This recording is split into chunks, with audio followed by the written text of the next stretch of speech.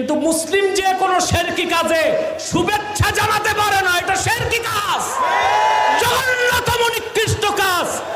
তার মুসলমানিত্ব থাকবে না, ইসলাম থেকে খারিজ হয়ে যাবে। আমি বুঝলাম না ক্ষমতায় যেতে মানুষ এত রং বদলাতে পারে। রং বদলায়, আগে তো খুব দলিল প্রমাণ দিয়া বুঝাতাম, এখন দেখি যে না, বুঝার মানে না, চামড়া গন্ডারের মতো শক্ত। হয় ইমানের রঙে রঙিন হয়ে মোমের মতো গলে খাঁটি মুসলমান হও, নতুবা পাথরের মতো শক্ত হয়ে কাফের হয়ে যাও। কিছুটা ইসলাম, কিছুটা কুফুরি, কিছুটা ঈমান, কিছুটা শিরকি, কিছুটা ইসলামের বিধান, আর পশ্চিমাদেরকে আর ভারতকে খুশি করতে মূর্তি পূজার সমর্থন, এটা মুসলমানের চরিত্র নয়, মুনাফিকের চরিত্র, গাদ্দারের চরিত্র, বেঈমানের চরিত্র।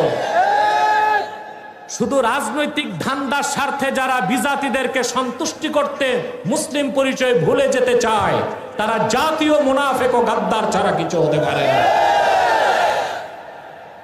আজকে আমরা রাজনীতি আমাদের কত অন্ধ করে দিছে, আমরা আল্লাহর নামকে বাদ দিয়ে দিচ্ছি। আজকে আমরা ভুলে যাচ্ছি আমরা মুসলমান। ইসলামপন্থী কিন্তু মানুষ যে এত মুনাফিক হয় আমি কল্পনাও করি নাই। একজন তো লিখছে, মুসলমান আমার নয়নের মণি, হিন্দু আমার প্রাণ।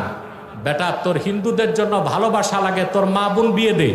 তাই বলে গোটা বাঙালি মুসলিম জাতি সত্তাকে নিয়ে এই রকম কথা বলার অধিকার তোমাকে কে দিয়েছে? এই ধৃষ্টতাপূর্ণ বক্তব্য তোমাকে প্রত্যাহার করতে হবে।